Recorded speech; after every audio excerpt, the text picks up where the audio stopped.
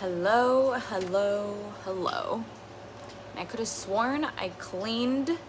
Oh wait, good. I have a tissue here. Nice, but it looks okay. I think that's better. Okay, awesome. Hello, welcome Facebook Live to my live. I am Jessica Lozano, and I am very excited to be here and to share this transmission on how I led myself out of a toxic and addictive relationship. Give me an amen if you know what I mean. This is a continuation of a living masterpiece transition that to me was such an important transmission for me to deliver. And if you want to kind of learn even more about my background in terms of relationships and all that, and this toxic relationship that I'm sharing about, definitely go watch that. It's really good too, just to be there in sisterhood. If that's something that you desire, I would appreciate it greatly, because I am currently really cultivating more of that sisterhood. Like, I'm actively welcoming that in, like, and I feel my energy opening up more to that. And I'm gonna have so I have some ideas for that. But anyways, so thank you for being here. So this is a continuation of my A Living Masterpiece. Like I just said, you can go ahead and watch that on the replay. If you could just go on my Facebook and then hit it's the pinned at the top, so you can watch that whenever you can. It's also on YouTube, and so you can watch it on the why is my notes not in order? Okay, there it is. All right, so what I do want to share that is very important is that there is no one step that's going to get you out of a toxic, addictive, dysfunctional, unhealthy, boundaryless, controlling, manipulative, emotionally abusive relationship. There is no one thing. I'm just going to share with you one piece that for me felt so significant in my journey of coming out of this relationship. And this is what I want to shed light for you if you are in a dynamic where you're like, I don't know if I really want this anymore. I don't know what's happening. I'm confused. Like, I know I need to step up my game somehow, and I don't know how. So I'm going to show you what I went through and the phases that I kind of broke it down into, so you can identify where you are and take action from there. And also to give you inspiration. I love hearing people's stories and how they left and how they transformed their lives. Like, fuck, man, I didn't know I could be happy until after I left him. I didn't really know what true happiness meant until that point. And once you make that decision, you're gonna know. You're gonna be like, holy shit, this is what happy feels like? Yes, that's what fucking happy feels like. And I want you to feel that. So there's no just one step. There is just not one thing you have to go into. It is a multifaceted, interwebbed, interlocked thing. So I'm just going to share with you one piece, and that is really the self-leadership aspect of this. This really is your inner masculine, your divine inner masculine, okay? Not the overcompensated, pushing, hustling, driving. We're not talking about that masculine. We're talking about that rooted, grounded, focused, targeted, eye on the prize, also patient masculine that I'm talking about. That is your self-leadership. And the aspect of this that I want to speak on is the self-leadership, the identity portion of self-leadership, which is in the very first word, the self. You have to get that covered before you can really have a solid leadership within you. Or else people are going to be pulling you this way and that way. You're going to be like a little rag doll because you don't know who you are. You don't, what is, like for me, who is Jessica Lozano? Who is she? What do I stand for? Who are you? What do you stand for? Who are you? Are you in your sovereignty? I lacked self-leadership so much so that I said, I'm gonna make a list of everything that I want in a man. And when I made this list, let me tell you, I had, you know how they say law of attraction and manifestation, like put all your intent in it, really say what you feel. When I said I want a man to control the relationship, I meant that. I didn't know what I was getting myself into, but that's what I called for, because I didn't trust myself. I didn't trust my decisions. I was in this binge eating cycle, right? Binge eating, if you don't know what that is, binge eating disorder, you feel out of control with food. I was out of control with food. I could not control myself with it. I didn't trust myself. I didn't trust my decisions. I didn't trust the qualities of the masculine within myself. I didn't. Because I didn't have that growing up. I didn't have a father who was firm in his leadership. Love my dad. God bless his soul. I love him. Our relationship has morphed to something way better than it used to be. The truth is, the facts are, he was not a good leader. He was, like, to me, if I just had like an image, it'd be just like a little wobbly. And you can see it. Even now to this day, he doesn't have a lot of leadership, and that's all right. I honor where he's at. You can just feel in his posture and his demeanor how he is. Like, you can just, you can see it. You can tell. There's an energy about that.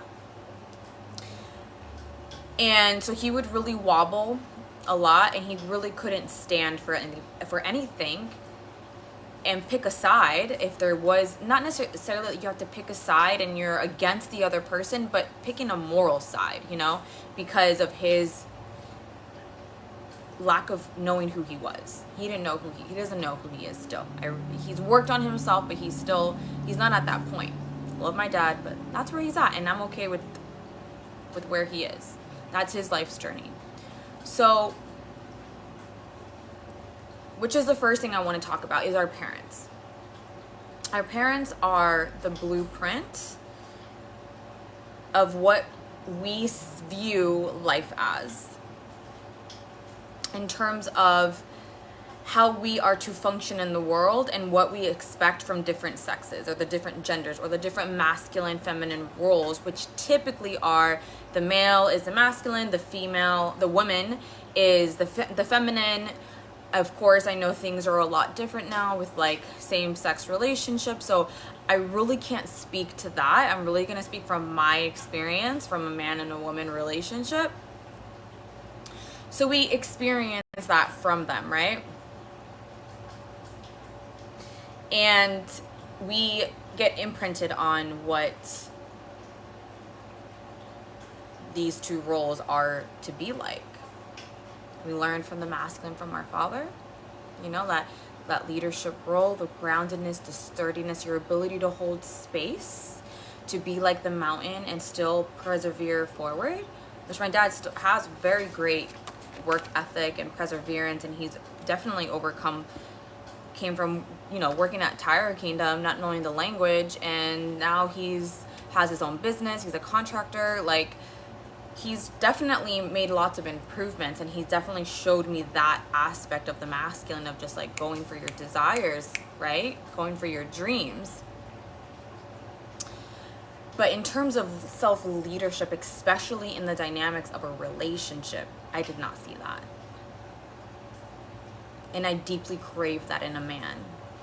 Because you're gonna attract the man. First, you're gonna attract, for sure, you're going to attract a man that has what you've always lacked, but usually in a what you always craved in your father, in an overcompensated way. So with my mother, she also didn't have leadership, because remember, we still embody the masculine and feminine polarities within ourselves. We just have a different core. Like I'm a feminine core. Like I'm more identify as a feminine energy, right? So same thing with my mother, but she didn't have really self-leadership either, and wasn't really connected to her oracle, which is going to help her with her leadership. Okay, so that's like a different subject, but I just want to plant that seed in there that your oracle is the vision, and your inner masculine is what drives you forward to that vision. Okay, so I didn't also see that from my mother, so I'm coming from these two different people because both of them didn't have an identity. Both of them were wrapped up in their identity is each other, is the relationship. Their identity was always outside of them, and they were, you know, bless their souls, always in survival mode. They have always been in survival mode. Probably with my mom, I would say like in the last maybe 5-6 years, I think she's been able to really get more grounded within herself and really blossom. You know, like I love our relationship that I have with my mom now. Before it was just like survival, right? So I lost my train of thought. Mother, father, this is where you get our blueprints. Self-leadership. My father didn't have it. My mother didn't either. Both of them didn't have their identities. Okay, that's where I was. They didn't have their identities within themselves. They didn't have a self, right? Self is something that is internal. It's not something that is that you seek outside of yourself. They didn't have that. So I grew up not knowing that. I grew up not knowing a self, not having like, what do I stand for? What is my identity? So when you don't have that, it's very hard to have self-leadership. So as I grew up with that, I attracted someone who I thought would deliver that for me, right? I was trying to seek something outside of myself. I was trying to seek, how do I put this in the right words?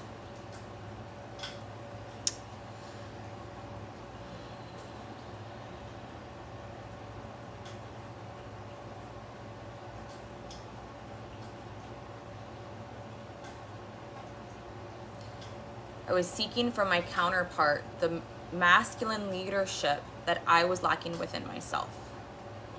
That's the word. And because I was seeking something outside of myself, it turned into something that obviously was a shadow aspect, and translated that into a shadow relationship. Our relationship was turmoil. So my identity at the time too was wrapped in body image. How skinny am I? How fit am I? Can you see my muscles? Okay. It was wrapped in what my body can do for another man in sex, and of having that sex appeal. That was my identity. I needed to have some kind of sex appeal. I needed to lure the man in through my body. And not in a, this is my partner, we're going to connect. No, in a dark, my self-worth is determined by this. My identity is this. As a woman, I was like, my identity is wrapped in having that white picket fence. The husband, the housewife, and the kids. That was where my identity was wrapped in, and I searched for someone who could give me that. And I searched for someone outside of me to have leadership, which I at the time didn't use the word leadership. I used control, because I felt that the man, okay, this is how little I believed in women. I felt that men could only do that women didn't have this ability to be a leader, to be a financial provider, to be there was something else that the man did that I felt, oh yeah, even just like with eating. I was like, when I come back in my next life, I'm gonna come back as a man because I want to eat more carbs. So silly. But my identity, okay, in terms of what I thought I identified as, which was nothing really inside, it wasn't a soul-filled identity, it was all something else. Like my body image in terms of gratification and how good it looks because everybody else approves of it. Sex, it was something else from gratification from someone else. What I thought a woman is was wrapped into something outside of me, wasn't within me. Okay, so my identity, I didn't have a self, or I lacked a lot of self, and it was always something out here, out here, out here, out here, out here, out here, out here, out here, out here, out here. Very little in here. Of course I had some, because I worked my way out, and I had those moments, and so do you. Okay, so even if you feel like a little hopeless or powerless in your relationship, there always is that little spark in there. So I'm going to talk now about like the 3 different phases. We're going to talk about first the building phase, then the sharpening phase, and then the knowing. And they each have their own little ways of being. So the first phase, building it, the resounding question here that you're going to ask yourself, and the question that I pretty much asked myself, and not necessarily in this exact way, but that's what I was seeking for and reaching, which is, who am I? When I had the abortion, if you want to learn more about that story, watch the A Living Transmission. That was a significant turning point for me. And this was like the first time that I really called in my self-leadership. There's going to be a time in your life where you hit a turning point and you're like a down point, like a fork in the road. And that's when you have to call in your self-leadership, and you're going to see yourself make that leadership decision. And at this point where you are, it's more of, I just know I can't go down this road anymore. I don't know where this road leads, but I definitely know that I don't want to do this anymore. Even though this is comfortable in a sense, even though it's painful, but there's still comfort in this, I know I cannot go down that painful route. And I'm choosing to step into my self-leadership and I'm going this way. So that point in my life when I had that abortion, it was like that. It was like, I just can't go down this road anymore. Because at this point, I had hit the lowest part of my life. The darkest moment of my life, without a fucking doubt. And when I made that choice for myself, and when I made that choice, because during this point, I got back with my ex. We had gotten together, right? I called in this man. We had 2 years of like, a year and a half, 2 years of absolute hell. Broke up. The thing happened. Couldn't go down that route. We were doing things a lot his way, and I said, you know what? No. We're doing things my way, in a sense. And I say in a sense because I still was, at this point, my identity had been wrapped up into him, which I guess I kind of skipped that part. So I already said what my identity was wrapped in, my body image, sex in terms of giving sex to receive love. Like, my identity was in that, what I felt a woman should have, and what my identity was wrapped around as a woman, which was marriage, kids, by a certain age, by the way.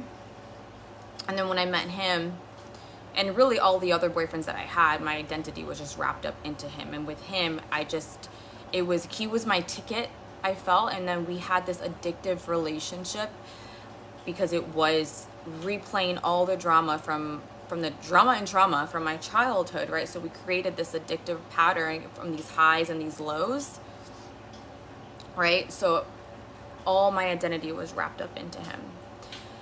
So at this point that I'm sharing right now, I knew that I had to make a switch.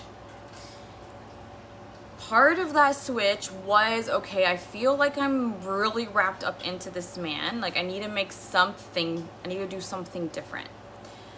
And in this building phase, it's really a lot of seeking. Like, the main question, who am I? You may not ask it like this. It may be just like, I don't know what I need, what I want. I just know I can't be doing this anymore. So you start seeking and start researching and start looking. So when I made that decision and I said to myself, we're going to do it my way. We're not going to do conventional therapists, which is what we were doing before. I was like, that's not working. Okay, we spent a ridiculous amount of money on these PhDs that gave us very little results. As a matter of fact, when we would go to these to our sessions, he would start talking. I would physically be removing myself from him, like we'd be sitting next to each other, and I felt so angry about what he was saying that I would start distancing myself, and the therapist couldn't stop it. Not couldn't, she didn't. Like, she didn't, like, that right there is showing you, okay, do you see what's happening right now?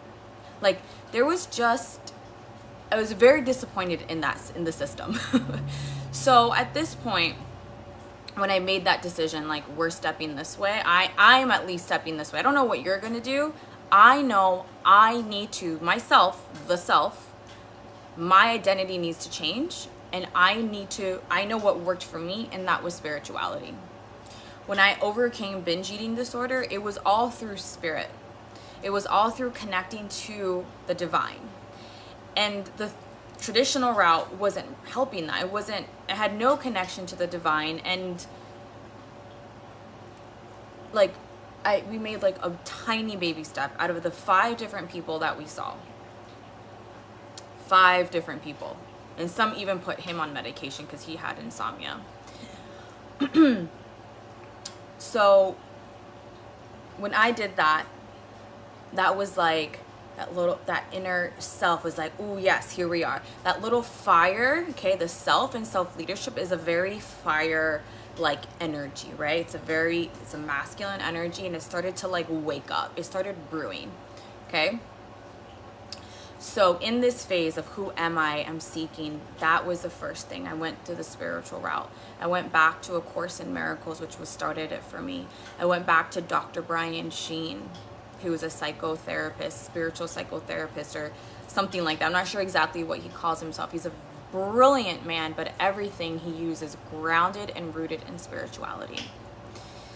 He helped me get over helped me get through the abortion, because I was having a really hard time healing from that. It was so painful for me, and I had no support from my counterpart. He helped me see just so many different things that I just felt so powerless in. So then I started with breath work as well. Like, I was just searching, right? I'm just like, what? Like, if I had to give you an analogy, like, I'm in quicksand and I'm just grabbing anything that I can like pull myself out with. Like, oh, this rope looks interesting. Does this help? Okay, I kind of come out a little bit. That rope looks a little bit thicker. Let me try here. Grab, pull it up. So at this stage in your life, it's still a lot of drama, and you're almost like you're clearing the stuff out by just gravitating towards what it is that feels better, that is shining some kind of a light. Because I didn't know I just knew I wanted this pain to stop. I knew I wanted our fights to stop. We were trying to make the relationship work. We were trying to create a harmonious relationship, right?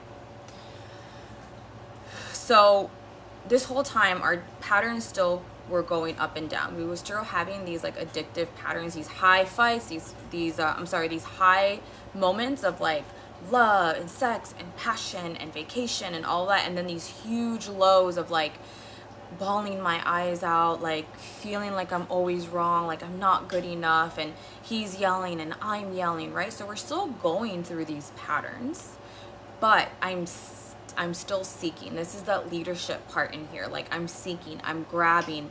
The self wants to know who I am. I'm searching. You will be searching in this phase. Who am I? Like, I need to know who I am. And trying so many different modalities is what helped me to start seeing myself clearer. And this time I have a little thing here, the cult. It wasn't necessarily, like, to me it felt like a cult, like the way that they did things. But I even tried that. So what I want to share in this part is he, in my attempt to continue to step into my self-leadership and to take charge of my life, he would try to pull me down. So with this, like the cult that I was in, that's really wrong way to say it. It was not a cult. It was this group of people. It felt very culty. There's 3 different phases. The first phase I absolutely love. And then the second phase, I remember it's like, who wants to take the second phase? And I just shoot my arm up so high, and I just like, me. And my ex at the time, he was upset that I wanted to take this class myself and that I didn't wait for him and to see if he was available to take it. So during this time, you're still gonna have resistance. You're still gonna have those patterns or the other person's personality of whatever they are to you, whether they're controlling, whether they're manipulative, whether they just want to keep you small, they're gonna still be fighting against you. And what I'm proud for myself in this moment, and you're gonna have these proud moments where you're like, I'm doing this. Either you're gonna do it with me or you're not. And either way is okay. He ended up changing his schedule and doing all these crazy things just so he could be there for me. Just so he could be there with me. Not for me, with me. Which just shows his insecurities that he had, right? But I decided, I made that call for myself. I started to take charge in my life in this building phase. You're taking charge of your life in this building phase of what really feels good for me, and allowing the uncomfortable situations to happen during this time. So, and also within this phase, for me exactly, specifically with the building phase, I really had to work on certain skills that were causing turmoil in the relationship.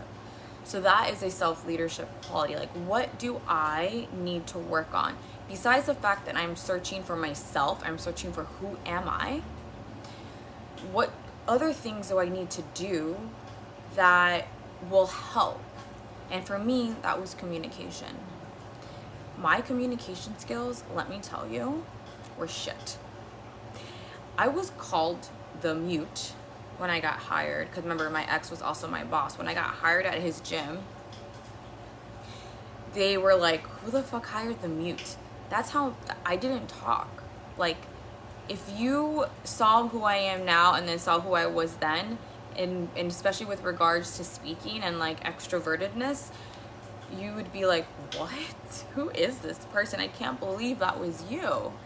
But it was. I was very inside. So that translated in the relationship of not knowing how to communicate and to speak what my needs are, what I felt. I didn't even know what I felt. I would have a hard time trying to say what I felt, which is the reason why we had these explosive fights, because he would, and this also, I worked on my emotional, well, kind of, not really, worked on my emotional intelligence. The first 4 years of our relationship was a lot of, I didn't have emotional intelligence, but I was, this phase in the building, I was working on my communication. So this is a skill, I was like, I need to get better at this. I really need to try to say what it is that what I'm feeling, what I need, what I want, like what I see. So I started building this communication skill because this was a barrier to seeking what I wanted, which was peace within the relationship, which was harmony, which was, can we get along, right? And that communication was lacking. So when I stepped in and started to take charge of my communication, I started, number one, opening up my throat chakra, but I also started to know what I was really feeling and to discover who I am. When there's a lack of communication, if you don't know how to properly speak to someone, or when somebody, yeah, I would say let's just keep it on that subject, properly to speak to someone what you are feeling, what is going on inside of you, especially when it comes to your intimate relationships, you're really not gonna go too far. Your needs and your needs won't get met. And it's hard to take charge of yourself and within the relationship. And charge doesn't mean force or control, but really stepping into you. So working on my communication skill was huge. And it also required a lot of me to overcome a lot of previous trauma of when I would communicate and I would just get like ignored, like shut down, which was really showing up in this relationship as well. Everything I would say, he wouldn't validate. I need some drink.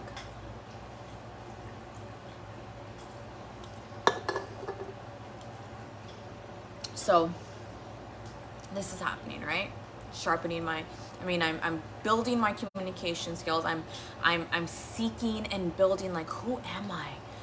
Of Course in Miracles, breath work, this cult thing, anything. I'm reading books, taking a boundaries class, like, and all the time I am getting met with resistance from him. He didn't want me to take the boundaries class. Anything that I took, he always wanted to take it with me. Like, it wasn't, well, most of the things. There was this one shadow program that I did do by myself, which was it was a workshop. It was huge breakthrough for me. Okay, building phase. Then there's gonna come a point where you are in that, like, sharpening phase, I like to call it. So you're building, who am I? And then you've built enough of your identity where you start to recognize who you are. You start to see certain patterns. You start to, like, okay, you're putting your foot firmer into the ground. You're really starting to be more authentic. You're just knowing the self. Then there's gonna come a phase where you're, like, in the sharpening. The sharpening is a super important phase because you're gonna need the sharpening in order to get to the knowing. So the sharpening, that turning point for me was a series of events, and all divine, all, like, divine intervention, or what, I don't know if that's the right word, but there was a trip. We were fighting, right? We were fighting, and we've taken lots of vacations while we've been fighting. And this time, I was like, I don't want to go. I don't want to be next to you. Like, your energy is so repelling to me. I didn't tell him this, but that's what I felt. I was like, I don't want to go. Tickets are bought and everything. And I said, I'm not going. Which was a huge thing for me to do at the time.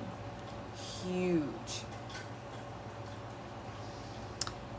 That turned into so we were both doing breath work with the same woman.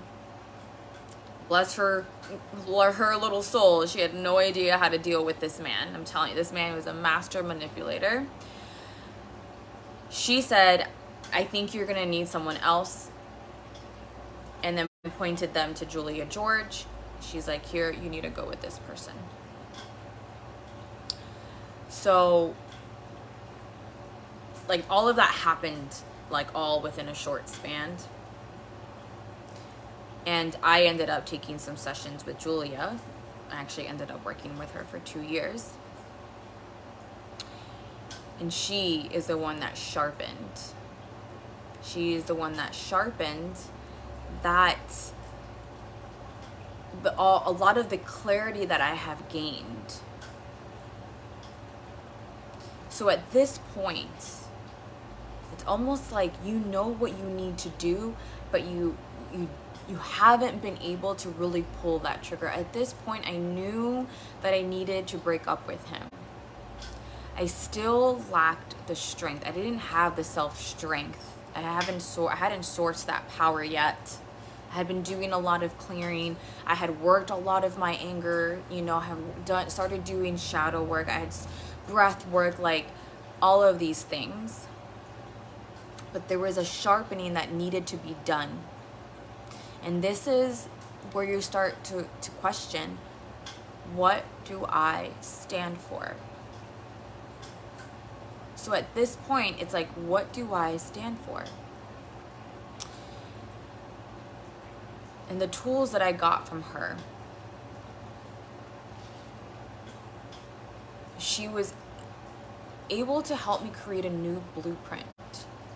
So you know how I said that the fire, when I made that decision of like, I'm going this way, I'm not going this way anymore because this way is too painful, I'm going this way, and that fire is starting to burn. Okay, so that fire, what needs to happen a lot of the time, everything that you knew needs to get burnt down. And that's pretty much what happened. I just burned everything down. So the building phase is also a destructive phase. So if you feel like there's a lot of changes and there's like you're awakening, and you're awakening to yourself, you're awakening to your true identity, and things on the outside start to crumble down, that's normal.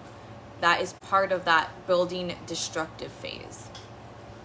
So you got to think about it as like, there's a house that you've been living in and it's been abandoned, and you know how those houses are just, and let's say it's hoarded too. Let's say there's a bunch of stuff in there and it's just like an old building, and you have to take those a wrecking ball to like knock it down, and there's like, you got to burn, or you got to, I don't know what exactly they do in construction sites when they knock down a building or a home, but that's in essence what you're doing in the phase 1 of the building it. You're burning that shit down. The fuck down. You're burning it. Then you're going to rise up. This is like the sharpening, which these are way better terms. I should probably put that down. The destruction, the phoenix, and then the knowing. Let's see what comes up for the last part. So then the sharpening is the phoenix. You rising up. I rose up from those ashes. So once you clear it out, you got to build something new. You can't just have ashes there. You can't just have an empty lot. You got to create something new from it, or else the same thing's going to come back. You have all this space, and that's where I was. I have this space, and I'm like, I need the strength. And that is where that phoenix came out. This is where the sharpening is. This is where that like refinement is. And you're creating a new blueprint. You're destroying the old blueprint of what your parents, mother and father gave to you, what you saw growing up, what you saw with them during relationships, right? All of that. And now you're building something new. Now you're like, okay, I know who I am. Now what do I stand for? What do I want? I mean, that's a better question for this one. Yeah. Like, who do I stand? What do I stand for? And what do I want? What do I want to create? What do I want out of my life?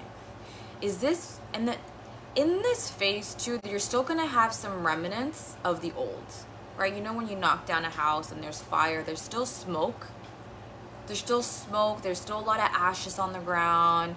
Things still don't look pretty. So you're gonna have some remnants.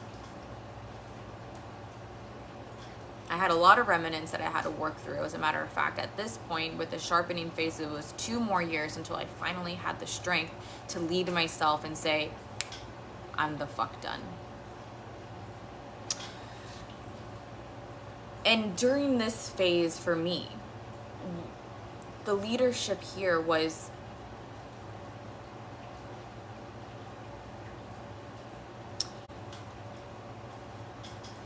as a matter of fact, the leadership in this was really trusting in this mentor that I had and letting her guide me, letting her leadership guide me. When I really now look at it and look back, that's really what I did. And I took action and I really leveraged her. So when you are really in your leadership, when you don't know what to do, you will actively seek out with no shame, or if you do have shame, you're willing to get over the shame or over the embarrassment of seeking that help. So in this phase, because I had that one-on-one support, which is why I love this with my one-on-one coaching with the rolling boxer, whereas like if you're in that moment where you're feeling pain and you're feeling like, okay, this is what happens, coach, help, mentor, leader, what do I do here? So they help you redirect. She helped me redirect and stay focused on where I wanted to go, showed me kind of like what was going on, and helped me recalibrate to my truth, to make a new decision. Every time you're making a decision, you're calling in on your leadership. Now, are you calling in on self-leadership, or are you calling in leadership from somebody else? From where somebody else is pulling to you.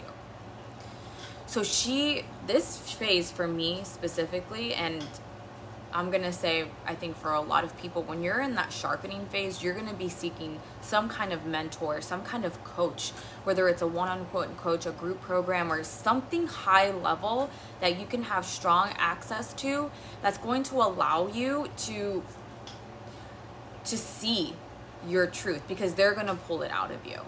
And that was really what this Phoenix sharpening phase was, in order for me to really rise up, which is why I believe in the work that I do, believe in coaches and mentors, because I do believe that there is something that they can help you do that you can't see for yourself. So that is what for me this specific phase was, using her as a leverage all the time so she can redirect my self-leadership into where it needed to be. Because in the end, I made a choice of whether I wanted to listen to her or not. But I trusted her a lot, and she always guided me pretty much in a well direction. So the self sometimes needs to know when they need that assistance, right? And this time I was really sharpening my personal power, personal power. So all the destruction that I had tumbled down, it was like, okay, let's turn up my power a little bit, little stronger. Let me step up to him even more. Because I started stepping up to him in the building phase, right? Especially as I learned with my communication. So I started to even more planting my leg firmer in the ground, planting it further into my truth, right? Letting go of that fear and just being like, I'm not scared of you anymore. Planting it and growing from that.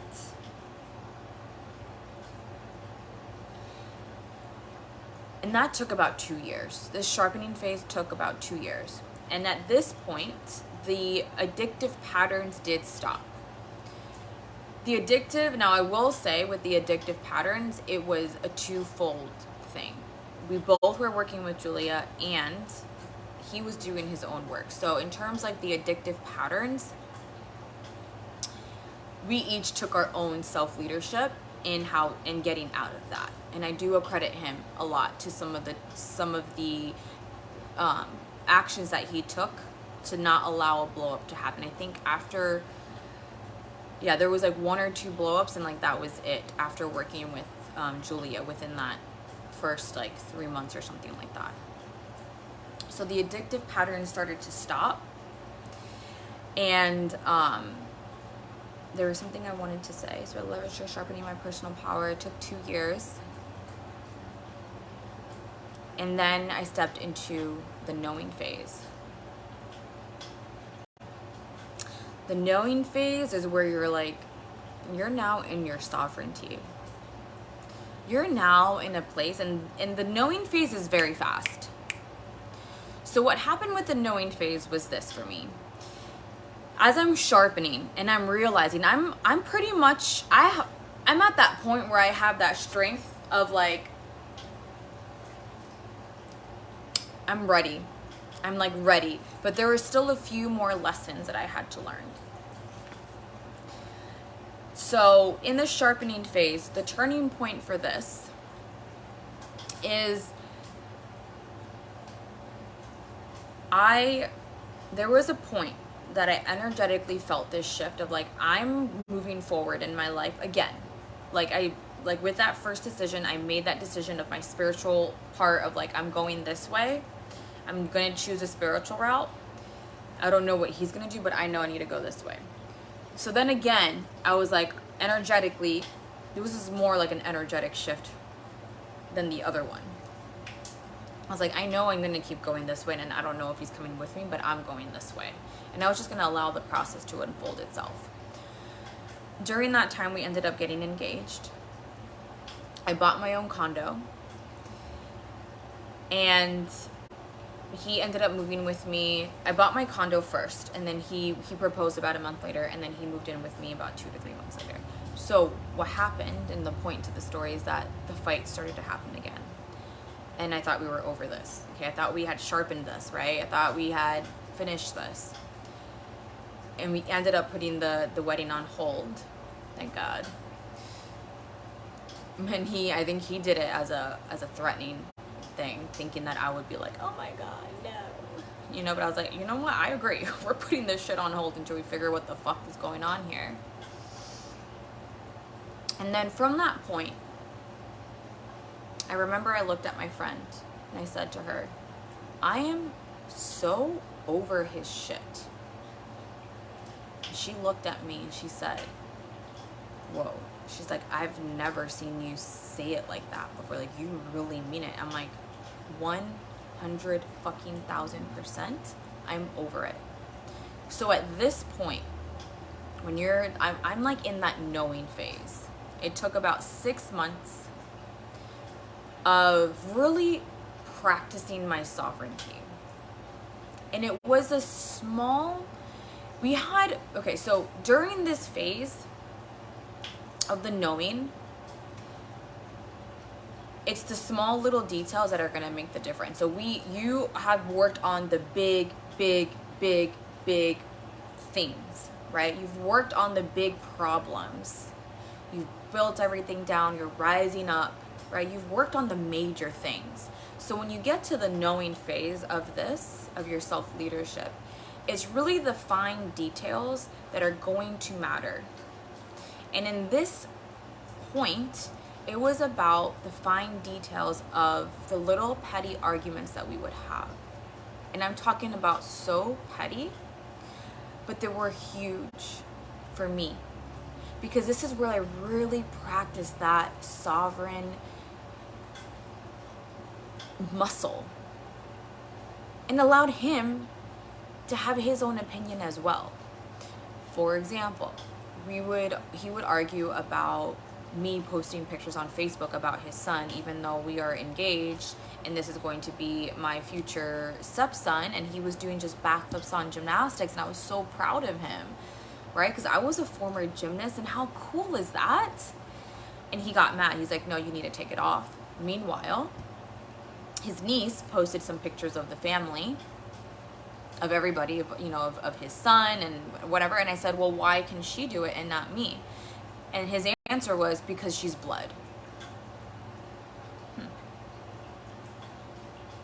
I was like, that doesn't sound right. Now, at this point, I'm just like, no.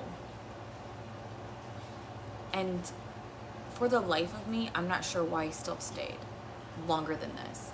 But there is something that I needed to, I guess, gather up more information for myself. I think this is still the sharpening phase, but now it's like towards the end. Like, you're towards the end of that sharpening.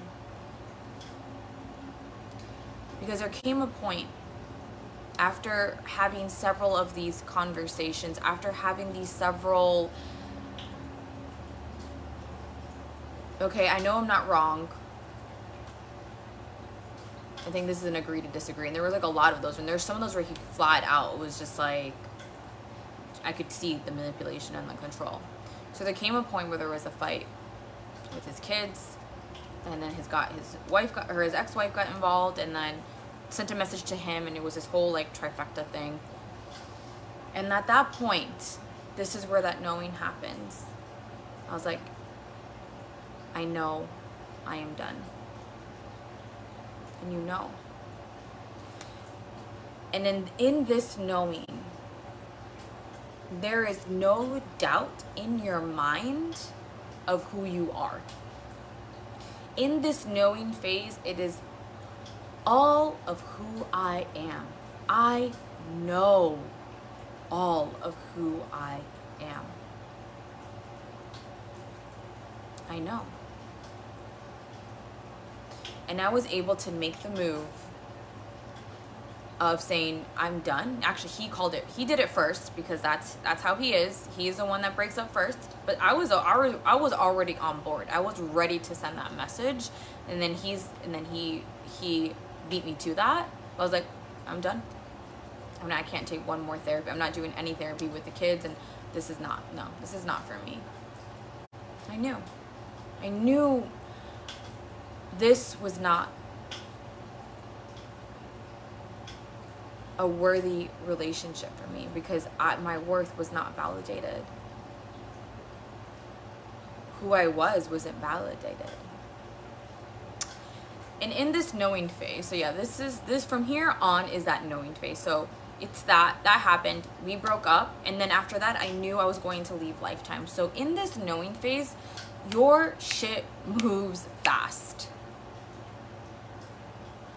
Your shit moves fast because you are no longer looking for validation outside of yourself. You know who you are, and you're taking that leadership steps. My identity is in me. My identity is not in a man. It's not in a marriage. It's not in this ring. Well, I don't have a ring right now, but you know what I'm saying. It is not in the car that I have. Well, at this point, I still had a lot of... after that point, I had to work on like some money and all that kind of things. But during this point, in relationships and people, I knew exactly who I was and what I was willing and not willing to stand for or tolerate. And that's all from that sharpening phase, that phoenix phase. And when I met Ron, I was like, because I know who I am not gonna fake myself. So whenever I took leadership in the text messages, and it doesn't necessarily mean I made the first step. It means how I responded to him came from that authentic core identity that I have built and I have created. And everything that came out of my mouth or written in a message was pure. There was nothing to pretend like I'm something that I'm not, or let him pull me in a direction, which he's not even like that. But we can still create stories. You know, when you could be in a relationship where someone doesn't really pull you in a certain direction, but you will start assuming and making stories about what you think they want, and then start catering to that. And then you start creating a dynamic where you're not really happy, even if they weren't really asking for you to do that. But you made that up in your mind, and then you were different.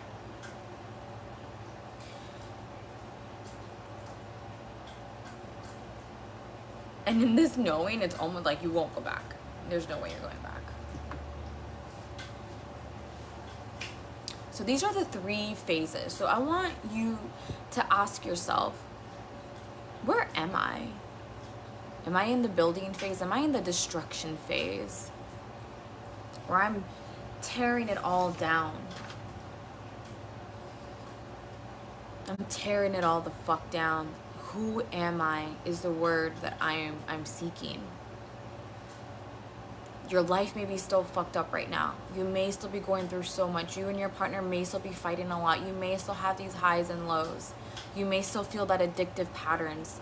You feel like, you're crying at least once a week. But you're seeking. You're leading yourself out of it. I don't know where I'm going, but I know I am going to make the decisions for myself right now, one step at a time, and see where that road leads me. Or are you in the sharpening phase? Like, okay, I pretty much have calmed a lot of that stuff down, and now I'm in the phase of like really rising like the phoenix.